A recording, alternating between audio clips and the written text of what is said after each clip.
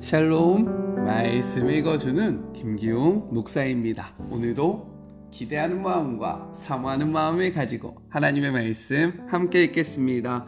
욥기 16장 18절부터 17장 16절까지의 말씀입니다. 오 땅이여, 내가 받은 부당한 대우를 덮지 말아다오. 내 울음소리를 가리지 말아다오. 하늘에는 나의 진실을 아는 분이 틀림없이 계실 것이다. 지극히 높은 하늘에는 내 무죄를 밝혀줄 변호사가 계실 것이다. 내가 하나님 앞에서 눈이 퉁퉁 붓도록 우는 동안 그분은 나의 수호자, 나의 친구가 되어주실 것이다. 이웃이 이웃의 편을 들듯 하나님 앞에서 사람을 대변해줄 그분께 내가 호소할 것이다. 이제 몇 해만 지나면 나는 돌아오지 못할 길을 떠날 것이다. 내 마음은 부서졌고 내 수명은 다했으며 이미 파놓은 무덤이 나를 기다립니다. 나를 조롱하며 달려드는 저들의 모습이 보이십니까? 저들의 오만함을 내가 언제까지 참아야 합니까? 오 하나님, 나를 지지해 주시고 그것을 보증해 주십시오. 지지 의사를 문서로 작성하고 서명까지 해 주십시오. 그리해 주실 분은 주님뿐입니다. 이 사람들은 아무짝에도 쓸모가 없습니다. 주께서는 저들이 얼마나 어리석은지를 보셔서 아시니 저들의 뜻이 관철되도록 내버려 두지 않으시겠지요. 친구를 배신하는 자들은 학대받은 인생을 자녀에게 물려주게 될 것입니다. 하나님, 주께서 나를 동네의 이야기거리로 삼으시는 탓에 사람들이 내 얼굴에 침을 뱉습니다. 하도 많이 울어 내 눈이 흐려지고 몸은 살가죽과 뼈만 남았습니다. 점잖은 사람들은 내 모습을 보고 그들의 눈을 의심합니다. 선량한 이들마저 하나같이 내가 하나님을 버렸다고 주장합니다. 그러나 지조 있는 사람은 인생의 방향을 분명히 하고 그 길을 꿋꿋이 갑니다. 깨끗하고 정결한 손이 결국에는 힘을 얻을 것이라는 확신 때문입니다. 자네들 모두 다시 시작하고 다시 시도해보고 싶을지 모르겠네. 나는 지금까지 자네들이 한 말에서 한 줌의 지혜도 발견하지 못했다네. 내 인생은 거의 끝났네. 내 모든 계획은 부서졌고 희망은 꺼져버렸어. 밤이 지나고 낮이 오시라는 희망, 새벽이 밝아올 것이라는 희망이 사라졌다네. 내가 기대할 집은 묘지뿐이고 내가 바랄 위로가 튼튼한 관뿐이라면 가족을 다시 만날 길이 한 길 땅속으로 내려가는 것이고 거기서 만날 가족이 벌레들 뿐이라면 그런 것을 희망이라고 말할 수 있겠나? 도대체 누가 그런 것에서 희망을 찾겠나? 아닐 것이네. 내가 희망과 함께 묻히는 날 자네들은 우리 둘의 합동 장례식에 참석하게 될 걸세. 이것은 하나님의 말씀입니다. 오늘은 단락을 구별하지 않고 세 가지를 함께 생각해 보았으면 좋겠습니다. 먼저 첫 번째, 부르짖음을 멈추지 않는 욥에 대해서 이야기합니다. 16장 18절의 말씀 같이 한번 읽어볼까요? 땅아, 내 피를 가리지 말라. 나의 부르짖음이 쉴 자리를 잡지 못하게 하라 라고 이야기합니다. 땅, 피, 그리고 부르짖음은 창세기 4장 아벨의 죽음을 연상시킵니다. 창세기 4장을 보면요, 가인과 아벨이 하나님 앞에 제사를 드리지 않습니까? 그런데 가인의 제사는 하나님 앞에 거절당하고 아벨의 제사만 받아들이게 되니까 가인이 분하여 어떻게 합니까? 그의 동생을 쳐 죽입니다. 그의 피가 땅에 흐르고요, 가인 앞에 나타나신 하나님은 이렇게 말씀하시죠. 창세기 4장 10절의 말씀입니다. 이르시되 내가 무엇을 하였느냐? 내 아우의 핏소리가 땅에서부터 내게 호소하느니라 라고 이야기합니다. 따라서 땅으로 하여금 자신의 피를 덮지 말기를, 자신의 부르짖음이 땅에 그대로 머물러 있지 않기를 바라는 것은 아벨의 핏소리가 땅에서부터 하나님께 호소되었듯이 자신의 울부짖음 또한 하나님께 닿기를 소망하는 마음이 담겨져 있다는 거예요. 자신이 아벨처럼 무고하게 그리고 무죄하게 고통당하는 것을 아시는 분은 하나님이라는 거죠. 그렇기에 욥은 이 문제의 주관자 되시면서 이 문제의 해결자 되시는 하나님을 향하여 부르짖는 것입니다. 누가복음 18장을 보면요, 예수님께서 제자들에게 기도를 쉬지 말아야 할 것을, 계속해서 부르짖어야 할 것을 비유를 통해서 말씀하십니다. 한 도시에 하나님을 두려워하지 않는 재판장이 있었다라는 거죠. 그리고 그곳에는요, 과부가 있었는데 이 과부가 자신의 그러한 억울한 사정을 반납 없이 재판장에게 호소합니다. 부르짖어요. 그러니까 그 재판장이 무엇이라고 이야기합니까? 누가복음 18장 5절의 말씀이에요. 이 과부가 나를 번거롭게 하나니 내가 그 원한을 풀어주리라. 그렇지 않으면 늘 와서 나를 괴롭게 하리라 라고 이야기했다고 이야기하는 거죠. 그러면서 이 비유 끝에 예수님은요, 제자들에게 이렇게 말씀하십니다. 18장 7절의 말씀이에요. 하물며 하나님께서 그 밤낮 부르짖은 택하신 자들의 원한을 풀어주지 아니하시겠느냐? 그들에게 오래 참으시겠느냐? 이 말이 무엇입니까? 우리가 하나님 앞에 부르짖을 때에 하나님이 역사하시겠다라는 거잖아요. 욥도 마찬가지입니다. 욥은요, 계속해서 하나님 앞에 부르짖는 거예요. 하나님, 나의 억울함을 아시지 않습니까? 하나님, 내가 이 당하는 이 고통이 나의 죄의 문제가 아니라는 것, 다른 사람은 몰라도 하나님은 아시지 않습니까? 나의 이 원통함을 풀어주십시오. 우리도요, 이렇게 밤낮 없이 우리의 삶의 문제를 가지고 하나님 앞에 부르짖어 응답받는 주의 모든 자녀들이 되기를 간절히 소망합니다. 포기하지 맙시다. 응답 받을 때까지 기도하는 우리 모두가 됩시다. 아셨죠?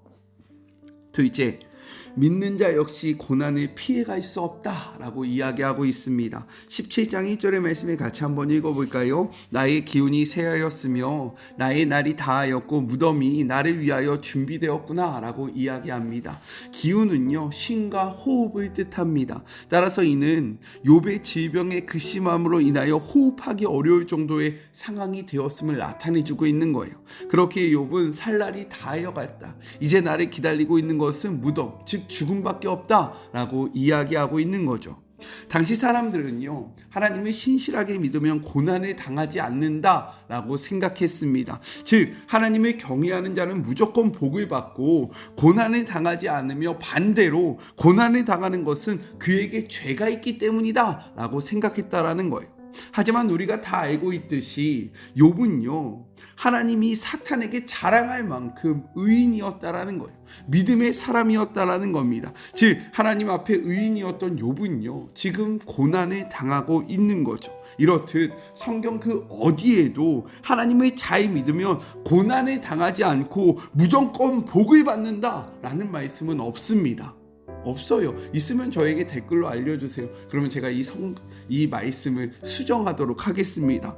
오히려 성경은요, 의인이라도 고난을 받을 수 있다라고 이야기한다라는 거죠. 성경을 보면 믿음의 사람 가운데 고난 없는 삶을 산 사람은 단 한 사람도 없습니다. 모든 믿음의 사람들이 그 믿음으로 인하여 고난을 당했다라는 거예요. 디모데후서 3장 12절의 말씀 같이 한번 읽어볼까요? 무릇 그리스도 예수 안에서 경건하게 살고자 하는 자는 박해를 받으리라 라고 이야기하고 있습니다. 그러므로 우리는 하나님을 믿는다는 이유로 모든 고난을 피할 수 있을 것이다 라고 생각해서는 안 됩니다. 오히려 우리는 믿음 때문에 세상에서 고난을 당할 수 있음을 알고 그 고난 앞에 담대함을 소유해야 한다는 거예요. 또한 고난을 당한다는 이유만으로 죄가 있거나 저주를 받는 자다라고 생각해서는 안 된다라는 겁니다. 성경은요, 우리에게 이렇게 이야기해요. 야고보서 1장 2절부터 4절까지의 말씀입니다. 내 형제들아, 너희가 여러 가지 시험을 당하거든 온전히 기쁘게 여기라. 이는 너희 믿음의 시련이 인내를 만들어내는 줄을 너희가 알미라. 인내를 온전히 이루라. 이는 너희로 온전하고 구비하여 조금도 부족함이 없게 하려 함이라. 우리가 당하는 고난 가운데에 우리의 신앙이 더욱더 굳건하여지기를 간절히 소망합니다. 의인도 고난을 당할 수 있어요. 아니요, 오히려 이 세상에서 공중권세 잡은 자가 다스리는 이 땅에서 믿음을 지키며 살아갈 때에 우리는 고난 가운데 처하게 됩니다. 그러나 이 고난은 우리로 하여금 낭망하게 하고 낙심하게 하는 것이 아니라 우리의 신앙을 더욱더 견고하게 하며 고난 중에 주님을 바라보게 하는 것이니까요. 고난 앞에 당당함을 잃지 않는, 끝까지 믿음으로 주님을 바라보는 우리 모두가 되었으면 좋겠습니다. 마지막 셋째, 조롱하는 자와 함께 있는 욥에 대해서 이야기합니다. 17장 2절의 말씀이에요. 나를 조롱하는 자들이 나와 함께 있으므로 내 눈이 그들의 충동함을 항상 보는구나. 욥의 친구들은요, 욥에게 임한 재앙의 소식을 듣고 욥을 위로하기 위해서 그를 찾아옵니다. 하지만 욥의 친구들은 도리어 욥을 정죄하고 책망하기에 급급하다라는 거예요. 이는 재앙으로 인하여 고통당하는 욥을 더욱 고통스럽게 했고요, 소망 대신에 끝없는 절망 가운데 빠지게 하는 일을 발생시킵니다. 그렇게 욥은 자신들을 위로하여 온 친구들로 인하여 더욱 고통을 받고 있다라고 호송하고 있는 거예요. 성경은 우리에게 이렇게 이야기합니다. 에베소서 4장 29절의 말씀이에요. 무릇 더러운 말은 너희 입 밖에도 내지 말고 오직 덕을 세우는 데 소용되는 대로 선한 말을 하여 듣는 자들에게 은혜를 끼치게 하라 라고 이야기해요. 무엇이라고 이야기합니까? 우리의 말이요, 사람을 살리는 데에 사용되어야 한다는 겁니다. 우리의 말이요, 듣는다로 하여금 낭만케 하고 실망케 하는 것이 아니라 소망을 품게 하고 일어서게 하고 주님을 바라보게 하는 데에 사용되어야 한다는 거예요. 오늘 내가 했던 말, 그리고 오늘 내가 할 말은 어떠한지 이 말씀 앞에서 멈춰서기를 주님의 이름으로 축복합니다. 우리의 말이 사람을 살리기를 소망해요. 우리의 말이요, 정말로 덕이 되기를 간절히 소망합니다. 우리의 입에 파수꾼이 세워져서 하나님이 원하시지 않는 말을 선포하지 않는 우리 모두가 되었으면 좋겠습니다. 욥의 친구들이 욥을 비난했던 이유가 무엇입니까? 욥이 자신을 선하다라고 이야기했기 때문인 거예요. 지금 나는 까닭없는 고통을 당하고 있다, 이 고난은 나의 죄와 무관하다라는 그 이야기 속에서요, 그들은 참을 수 없었던 겁니다. 왜요? 그들의 관념 속에서 죄와 고통의 문제는 반드시 연결되어 있었기 때문인 거예요. 그래서 그들은요, 율법의 재판관이 되어서 너가 하는 말은 옳지 않다, 너는 잘못 생각하고 있다, 너의 이 모든 고난은 너가 하나님 앞에서 지은 죄 때문이다, 마치 그의 삶을 평가하는 재판장의 역할을 하고 있다라는 거죠. 성경은요, 우리에게 이렇게 이야기합니다. 야고보서 4장 11절의 말씀이에요. 형제들아, 서로 비방하지 말라.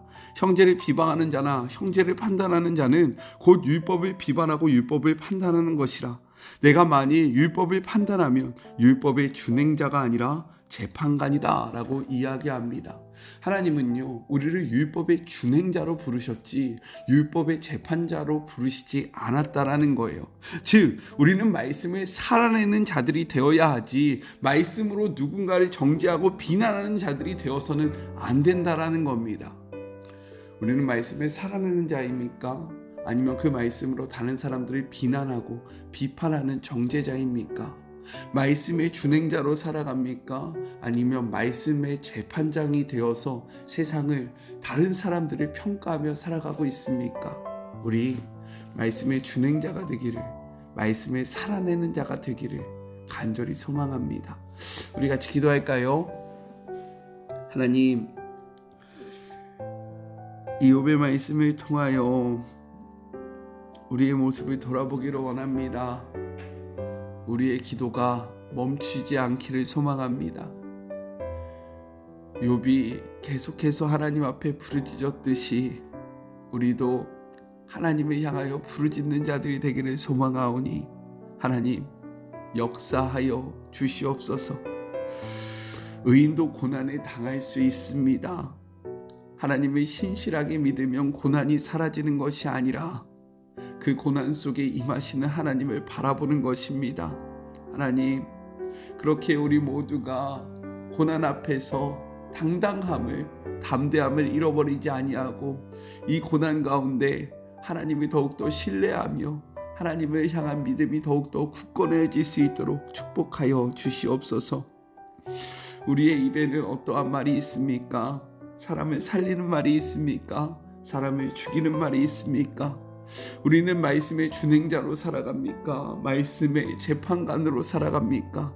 하나님, 우리의 입의 말이 사람을 살리게 하여 주시옵시고 우리의 삶이 말씀의 준행자가 될 수 있도록 역사하여 주시옵소서. 함께 하실 하나님을 바라보며 거룩하신 예수님의 이름으로 간절히 기도드립니다. 아멘. 네, 오늘 저는 오후 4시에 저희 지역에 있는 아동센터에 가서 초등학교 아이들 한 40-50명 앞에서 또 말씀을 전합니다. 제가 전하는 그 말씀이 우리 사랑하는 아이들을 살리는 말이 될 수 있도록 제가 말씀의 재판장이 되어서 누군가를 판단하고 정죄하는 것이 아니라 말씀을 살아내는 자, 그리고 그 말씀으로 사람을 살리는 시간이 될 수 있도록 함께 기도해 주시면 너무나도 감사하겠습니다. 저는요, 내일 또 만나도록 할게요. 사랑하고 주님의 이름으로 축복하면서 오늘 하루도 힘내세요. 우리 내일 만나요. 안녕. 오늘도 수고하셨습니다.